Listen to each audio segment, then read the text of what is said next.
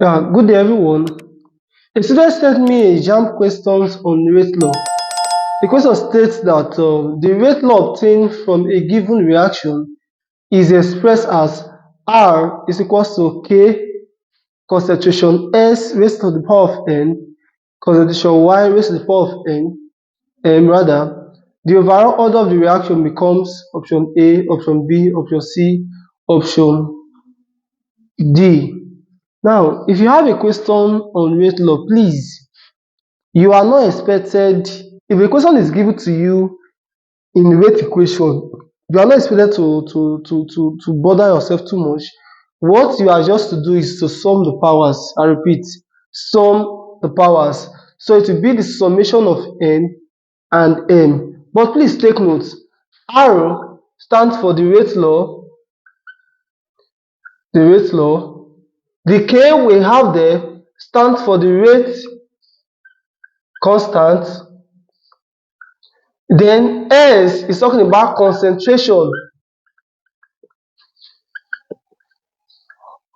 of species, which is the whole thing here, concentration of species S.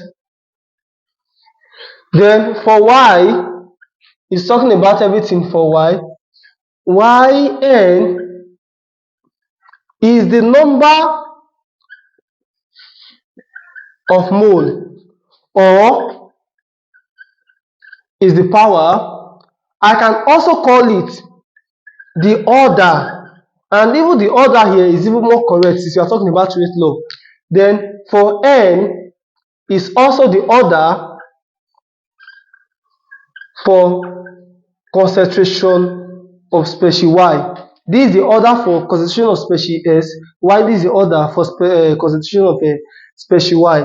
So what you have to do, if you have any equation like this, for example, let's say AA plus BB,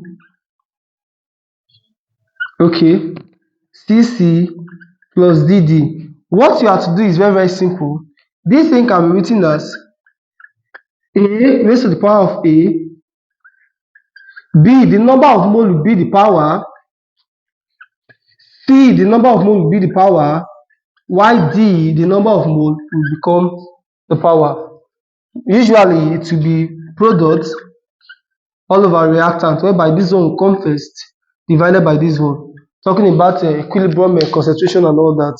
But since you are talking about the rate law or the order of a particular equation, if you have an equation like this, then S here is 1, then the Y here, let's say, is 1. If you are asked what order is this, what you have to do is very simple.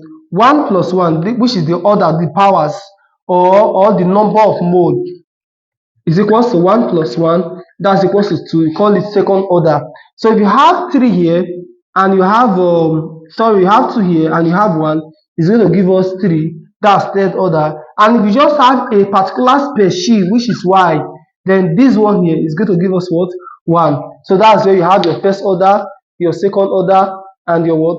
Your third order. So this is a very simple equation. Your answer here is what? N plus M, because you are going to sum N to this guy.